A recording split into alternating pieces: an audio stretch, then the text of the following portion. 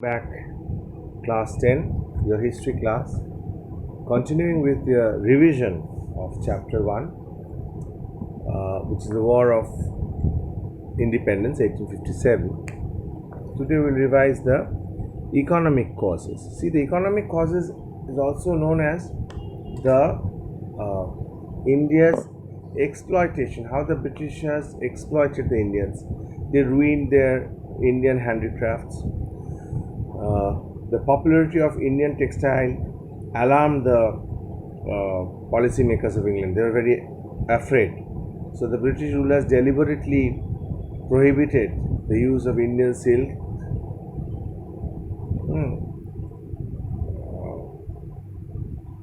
And the British rulers deliberately crippled the Indian crafts. Heavy duties were placed on silk and cotton industry, 70 to 80% respectively. Destroyed these taxes destroyed the industry. By the middle of 19th century, export of cotton and silk goods from India especially ceased. The art of spinning and weaving for those which went on for ages, which has given employment to thousands of artisans, became extinct. So this led to the other thing, impoverishment of the cultivators. That means the poverty of the cultivators. The zamindars or the landlords had so far been the revenue collectors. They could keep a certain percentage which they received from the farmers. But the Permanent Settlement Act of 1793 made zamindars the absolute owner of the estate. So they had the power to throw away any farmers from their land. So the permanent settlement remained restricted to Bengal, Bihar and Orissa. Mahalwari system was mainly in central India, Gangetic Valley and Punjab. In Bombay Presidency and parts of southern India, the peasants continued to pay the revenue to the government. But the British revenue officers were so strict that it was a torture for the peasants. Unable to pay the land revenue, the farmers were driven or forced more to more to borrow. Then India was reduced to an agricultural colony only. Bengal, Bihar and Awadh emerged as major producers of export crops like jute, opium, indigo, things like that. British companies managed to export trade.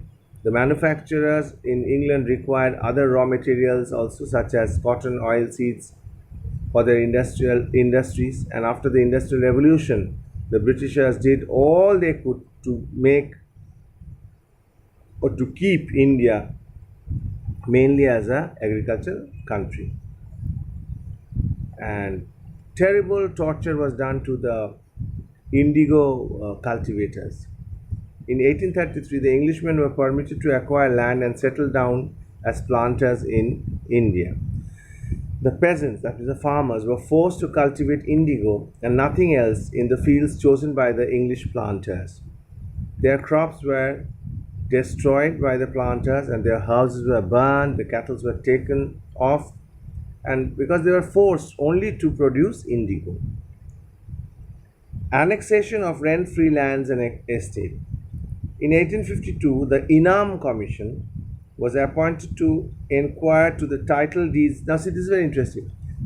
Only the, zamindars and landowners who had legal papers, they could keep the land. So, in those days, who bothered about keeping legal papers? If my ancestors were zamindars or kings, I will also be a king. I will not have papers and all. But that was the rule. They made the rule so that they can acquire land. The government did not accept any request and they took 20,000 estates. This resulted in a lot of discontentment among people. The landed gentry, that is the talukdars of Awadh, faced a serious hardship after annexation of Awadh. Most of them were deprived of the estates, so they were reduced to beggary and servitude. Loss of livelihood. Obviously, millions of artisans and craftsmen lost their job. They had no alternative source of income. Introduction of Western education meant that the Pandits and Maulavis imparting Oriental education would also become jobless in days to come. And annexation of Indian states meant loss of livelihood for thousands of native troops. During the War of 1857, the sepoys of Awadh wrought havoc and added greatly to the difficulties of the British. Big famines. Life was hard even in the years of normal crops. When famines came, people had to dispose of their lands, dispose of their cattle, and the household goods to procure food. There were instances where mothers were selling away their children for a few days of food. Big famines of 1837 to 1838 made people leave their villages and wander on the street for food. Famines were no doubt the result of drought or other calamities. The government could lessen the people's misery, but they did not do anything. So these basically were the economic causes and are the economic causes which led to the first war of independence. Because if you torture a person or if you torture a community, and if it crosses the certain limit, obviously there will be war. Then was the military cause. Low salary and poor prospects of promotion. The salaries of the Indians who were working in the British army, they did not have any high rank. All the high ranks in the army were reserved to the British. The native sepoys, that means the Indian sepoys, could not rise above the rank of Subedar or Rizaldar.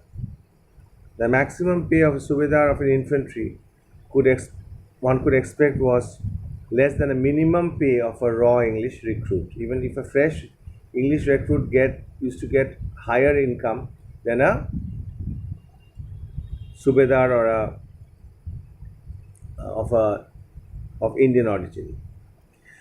Okay, so what happened was it affected the morale of the sepoy, it affected the mind of the sepoy, the motivation of the sepoy. Then, faulty distribution of troops. The troops were also not distributed properly. In key places like Delhi and Allahabad, it had no British armies. Moreover, at this time, England was engaged in several hostilities, means war, outside India.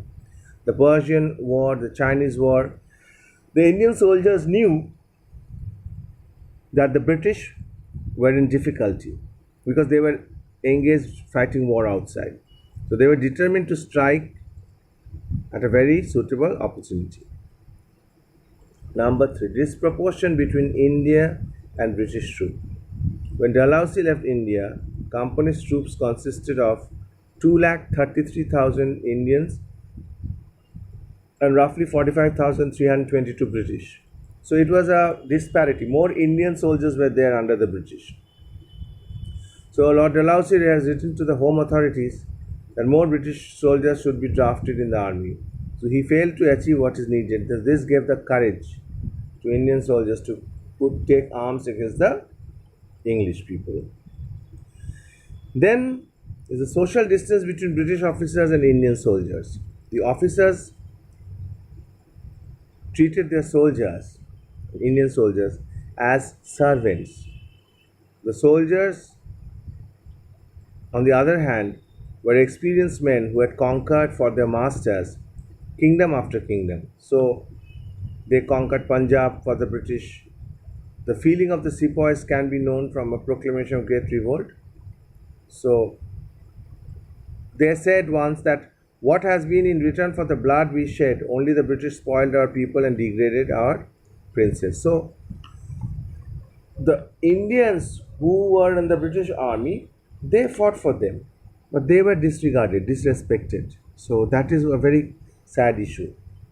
Discontentment, dissatisfaction, and disaffection of Bengal army. The name Bengal army was a misnomer because Bengal had nothing to do with the personnel, the people of the army. The sepoys and officers of Bengal army were mainly high caste Hindus of Awadh. During Anglo-Afghan war, they had to cross the Sindhu and go outside India. This was much disliked because it was a taboo, religious taboo, uh, as it was forbidden by the Hindu religion then. In 1844, some Bengal regiment refused to serve Sindh till extra allowances were given. Now, loss of prestige in Afghan war. The first Afghan war was a complete failure for the Britishers. After an enormous waste of money and loss of human life, the British gained nothing. So this war exposed the weakness of the Britishers and increased the self-confidence of the Indians. So it was a perfect moment to attack. General Enlistment Act and the Enfield rifle are two questions which has been asked as separate questions. See, in this part, what questions will be asked? Suppose mention four political causes or mention three political causes. It can be asked like this, or it can be asked as, what do you mean by doctrine of lapse? Give the names of two prominent states which fall under the victim of the doctrine. What discourtesy was shown to Bahadur Shah? Why annexation of Awadh is why annexation of Awadh played a very major role in the War of 1857? It can be asked as a separate question also. So, introduction of railway and telegraph can be asked as a separate question. Mention some acts like Widow Remarriage Act, abolishment of sati, which went against the sentiment of the Indians, can be asked. Economic exploitation, separate questions can be asked from each point, or generalized question can be asked, like mention two economic causes for the War of Independence, or mention four economic causes. Likewise in military causes also. So, General Enlistment Act, it is often asked as a separate question. What is General Enlistment Act? General Service Enlistment Act provided that all recruits to the Bengal Army should be ready for the service everywhere, whether within or outside India. This act caused a great alarm in the minds of personnel of Bengal Army because it was a taboo that time to cross the sea. And immediate cause of the introduction of Enfield rifle, you all know, the immediate cause of the war was the introduction. Immediate cause is often asked. Immediate cause of the war was the introduction of Enfield rifles in place of the old brown bess guns. The cartridge, that means the bullet of those Enfield rifles, were greased with fats of cow and pigs. It is rumored that. So, cow is the sacred animal for the Hindus, and Muslims consider pigs as unclean. So, and you have to chew the bit, and then you have to put it in the rifle and then fire it. So, chewing it is taboo for both Hindus and Muslims. So, it caused a lot of discontentment. Anyway, what was the causes of failure? See, there's no lack of coordination among the Indian leaders. No, it was supposed to begin on 31st May, but the May 10 incident of the Meerut disrupted the whole plan. There was a lack of effective leadership. See, Rani Lakshmibai, Tantia Tope, Kunwar Singh, they were no noticeable leaders, but there was no coordination. There was no single or no leader, group of leaders or a single leader to take the leadership pan India. It was all localized leaders. Superior equipment, obviously, and resources of the British. And the war was localized. It was in small pockets this war was happening because Punjab did not play any role in this war. Punjab remained absolutely quiet. Indian rulers like Scindia and Nizam of Hyderabad stood by the side of the British. And there was no scheme of a national state. They were all fighting for their personal prejudices, personal losses. There was no national scheme for national state. So this was a very important thing. Okay, results and consequences of the war. First result was end of company's rule and changes introduced in the administrative setup. The war ended the East India Company's rule in India.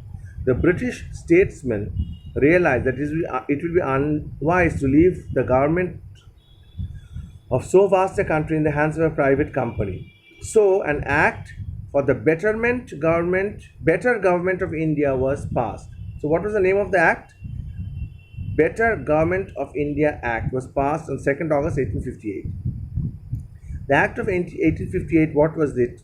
Question is often asked. Transferred the government of India from company to the crown.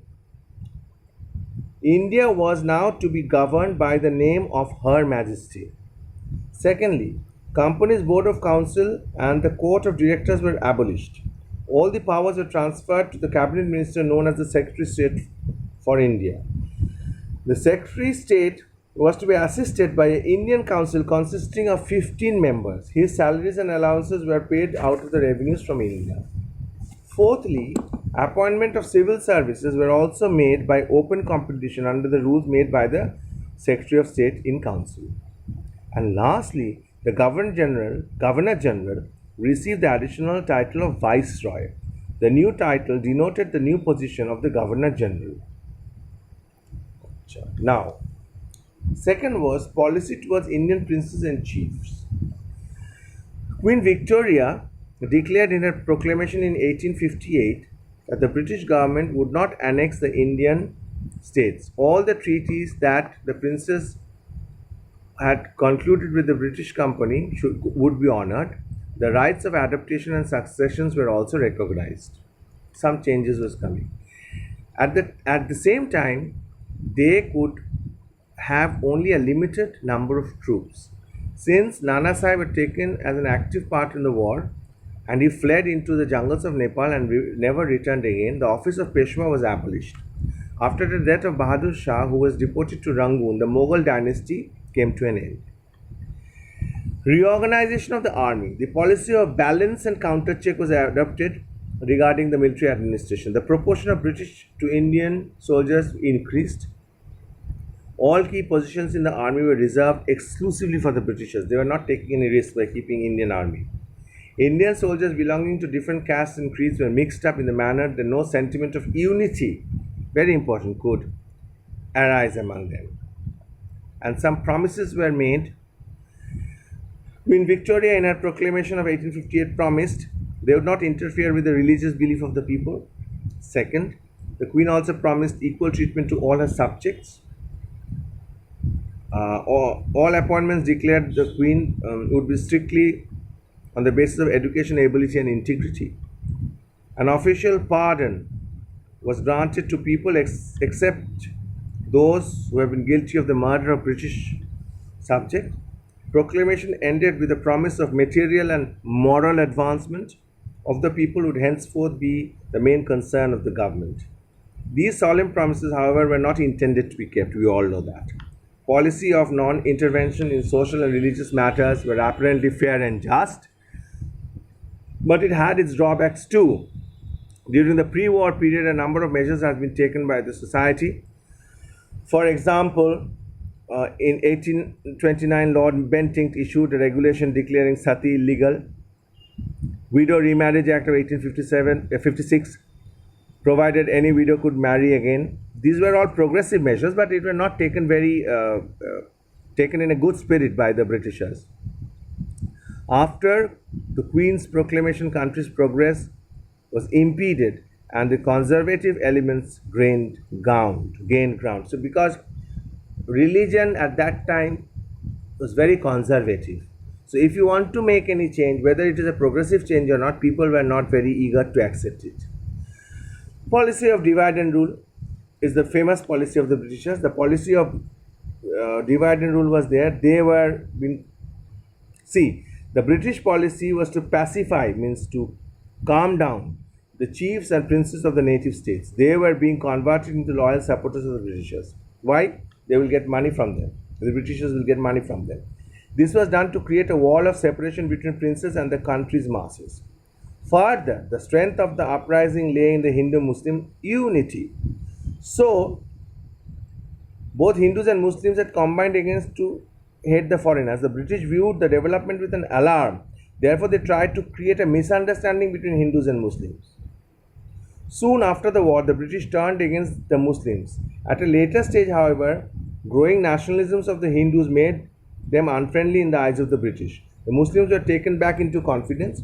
So they succeeded in making Hindu-Muslim disparity, divide. Economic exploitation. Now India now became the field of economic exploitation. A number of Englishmen in India, both private individuals and members of the services, increased. The salary and allowances of the Secretary Council, civil servants, military officers were taken from the country's resources. India became the dumping ground of the manufactured goods from England. There was a rapid rise in indebtedness. That means unable to pay the debt of the farmers under the British rule. The indigo peasants of Bihar revolted in large scale in 1866 and 1868. The British invested their surplus, extra money, in the development of railways, coal mines, jute mills, shipping, road. Why they did it? Because it is for their own good. We all say that the Britishers built roads, the Britishers built bridges, infrastructure they built. Not for us. They have built all those so that their traveling, their communication, their exchange of letters and traveling is eased up, not for the good of the country, obviously.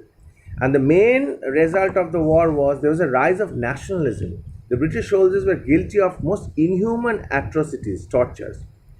So, such barbarous scenes were never forgotten by their people. Popular songs in the praise of Tantia Top or Rani Jhansi and others were kept the memory of the heroic deeds alive. Rani Jhansi became the India's Joan of Arc, whose very name revived the spirit of patriotism. So this war became very important, a symbol of challenge to the mighty British power of India. It inspired Indians in the struggle against the British Raj. So basically with this we come to the end of the revision of chapter 1. So I hope you have written the question and answers. We have done the full class before, now we have revised it. So in the next class we'll start revising chapter 2, which is the factors leading to the growth of nationalism and foundation of the Indian National Congress. So that is all for today. Thank you.